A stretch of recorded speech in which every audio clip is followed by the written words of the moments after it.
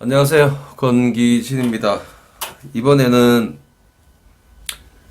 개들의 고립불안에 관해서 말씀드릴 건데요. 고립불안은 우리가 흔히 아직도 분리불안과 고립불안, 고립장애 이걸 이제 구분 못 하시는 분이 있는데 다시 간략하게 짚어드리면 분리불안은 가정 내에서 가족 상대의 통제권이 높아지는 애들에게서 나타나는 통제행위. 고립장애, 고립불안이라고 부르는 이 행위는 통제권이 약한 개들이 나타내는 심리적인 위축 현상, 무서움을 표현하는 거예요. 현재는 무섭다는 걸 그냥 소리로 전하는 이런 행위인데요.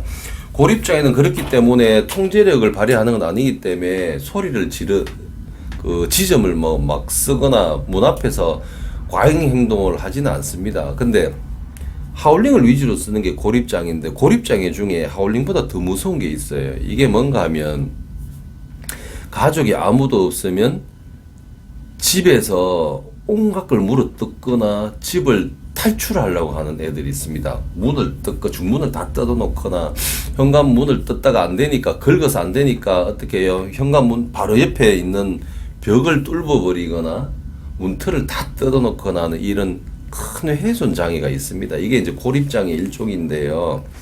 내가 없었을 때 뭐 휴지통 뒤집어 놓고 내 뭐 화장품 뭐 장난감 뭐 다 어지러 놓은 걸 말하는 거 아니고 반드시 물을 뜯어야 됩니다. 입을 통해서 강력한 뭔가에 에너지를 썼을 때 이 고립 장애에 의한 훼손 문제로 보는데요. 이런 뜯기는 어릴 때 우리 강아지 뭐 2개월, 3개월, 4개월 때 뭐 깔짝깔짝 씹어 놓는 걸 말하는 게 아니고요. 이 고립 장애에 의한 훼손은 반드시 만 7개월이 넘어갔을 때 유발합니다. 어느 정도 성장이 이루어진 상태에서 일어나는 행동인데 주로 이렇습니다. 주로 실내에서 대형견을 기를 때 고립 장애를 이런 훼손 문제를 피하기가 아주 어렵고요. 그러니까 뭐 도벨만, 진돗개, 뭐 허스키, 뭐 말라뮤트, 뭐 이런 급들 덩치 큰 애들을 실내에서 길렀을 때 이 고립감에 의한 이 훼손 문제가 벗어나기 힘들고요. 그리고 완전 대형견 아닌데도 이런 경우를 겪는 경우가 있습니다. 누구냐면 비글, 닥스훈트, 뭐 바셋하운드, 시바견. 왜냐? 얘들은 덩치는 완전 큰 개가 아니더라도 얘들이 만들어졌을 때의 개량 과정에서의 살아가는 목적, 에너지 수준, 이런 것들이 영향을 줍니다. 그래서 그냥 우리가 조그만 말티즈나 뽀메하고는 다른 애들이에요. 그래서 이런 애들을 바깥에서 에너지를 엄청나게 쓰고 댕겨야 되는 애들을 우리가 감금시켜서 기르다 보면 산책만 하루에 한두 시간 해준다고 끝날 문제가 아니에요. 그러다 보면 얘들이 가지고 있는 에너지 수준 또는 얘들이 느끼는 고립감이 소형견에 비해서 월등히 높아지기 때문에 느닷없이 책상을 물어뜯던 애가 식탁을 물어뜯고 벽을 물어뜯고 중문을 물어뜯고 뭐 오만 선을 다 물어뜯고 방바닥을 뜯어놓고 하는 이런 문제 많이 생기면 침대까지 해체시키는 애도 있고 소파가 완전 안에 그냥 나무만 나오는 경우도 있고 많아요. 그래서 고립장애는 하울링만으로 멈추는 경우가 있지만 하울링과 이 훼손이 동시에 나타나는 경우도 있고 하울링은 잘 쓰지 않지만 낑낑대면서 뜯어내기만 하는 애도 있어요. 실제로 고립감에서 하울링만 쓰는 애보다 훼손 문제가 심각한 애를 고치는 게 훨씬 더 어렵습니다. 왜냐? 더 강한 강박증에 빠져 있다는 거예요. 탈출을 시도합니다. 제가 예전에 몇 년 전에 본 강아지는 탈출을 시도하다가 떴다 안 되니까 어떻게 했냐면 이 중문을 뜯어서 이제 탈출을 감행하다가 중문이 뜯기 힘들잖아요. 하다가 이게 이제 막 엄청나게 이가 막 흔들리고 부러지고 잇몸이 다 찢어져 가지고 막 피거품을 막 흘리면서 계속 시도하는 거 본 적이 있고요. 이 다친 애는 수두룩 갑니다. 막 뜯다가 보면.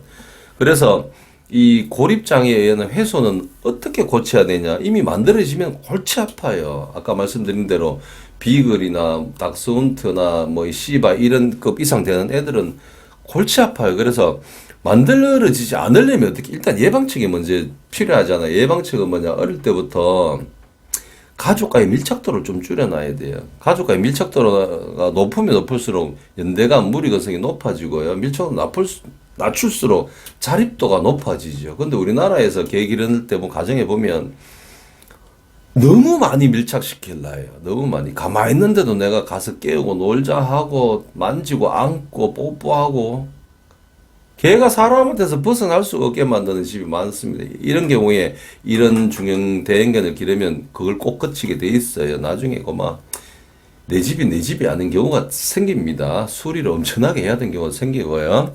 그리고 바깥에 나갔을 때 고립감을 줄이기 위해서는 바깥에서 산책하실 때에 다른 개의 오줌을 많이 맡으면 안 되고 오랫동안 산책하면서 충분히 에너지를 쓰게 해줘야 돼요. 이 애들은 에너지 많이 쓰는 애들이 하루에 평균 막 자기 발로 막 빠르게 4-5시간 갔다가 오고 하는 애들을 갖다가 30분, 1시간 산책했는 게 많이 해줬다면서 냄새만 계속 맡히고 다니면서 에너지는 덜 떨어지게 만들고 다른 개에게 강박적으로 행동하게 하면 이런 고립장애는 심해집니다. 그래서 산책할 때 되도록이면 충분히 에너지를 닳게 만들어주는 산책을 쓰셔야 되고요. 그리고 노즈워크는 어떻게 해야 되냐. 집에서 뭐 파는 거 기성품에다 장난감 형태라든지 뭐 퍼즐 뭐 이런 거 돌리는 이런 거 하지 마시고 밖에 나갔을 때 풀이나 흙에서 충분히 뭔가를 찾아서 뭐 먹게도 하고 땅도 파게 하고 이런 행위를 많이 해주시는 게 진정한 노즈워크입니다. 그리고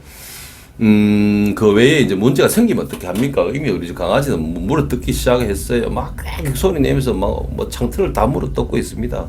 어떻게 해야 돼요? 집안에서 해야 될 게 뭐냐? 갑자기 밀착도를 낮추면 안 돼요. 오늘부터 야, 니 큰일 나겠는데 오늘부터 오지 마, 만지지도 마, 나하고 같이 자지 마. 이렇게 어떻게 될 것 같아요?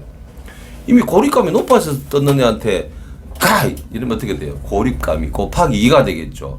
그 다음날 출근했다 집에 오면 집이 없어질 수도 있어요. 어떻게 해야 됩니까? 아주 점진적으로 눈치채면 안 돼요. 얘가 내가 거리를 띄우고 있다는 걸 눈치채지 못하게 아주 야금야금 띄어내야 돼. 어떻게 해야 됩니까? 라고 저한테 자꾸 묻지 마세요. 그거는 집에서 생각해 보시면 얼마든지 우리 개한테 맞게 거리를 띄워낼 수 있어요. 일주 간격으로 요만큼, 그 다음에 요만큼 계속 띄어나고 밖에 나갔을 때 어떻게 돼요? 에너지를 충분히 써야 돼요. 처음부터 아무 냄새도 맡지 마라 이러면 안 돼요. 이해되죠? 얘가 기둥 전봇대 같은 데 아니면 그냥 어느 정도 흙이 있는 데 가서 맡는 건 기다려주다가 예전보다 빨리 스쳐 지나가게 하고 넓은 풀이 오면 거기서 냄새 맡을 수 있는 기회를 제공하기 위해서 간식도 주고 땅도 파게 해주고 달리게 해주고 해야 됩니다. 이런 식으로 점진적으로 완화시켜야 돼요. 어차피 한번 물어뜯기 시작하잖아요. 1-2주 안에 멈추지 않아요. 강박적인 고립 불안을 일으킨 개들 1-2주 뭘 해보세요. 아무리 해도 안 멈춥니다. 이게 강화되는 과정을 시작했다면 한동안 계속 강화돼요. 이미 늦었다는 거예요. 그래서 꼭지점에 다다라야지만 내려올 수 있는데 이걸 당겨 놓는 거예요. 10달이 있어갖고 멈출 거를 3달 안에 멈추기 위해서 집안에서 밀착도를 아주 야금야금 밖에 나갔을 때 불안이나 긴장이나 흥분을 하지 않도록 아주 야금야금 산책법을 바꿔내야 된다는 거예요. 혼내거나 하지 마세요. 큰일 나요. 아시겠죠?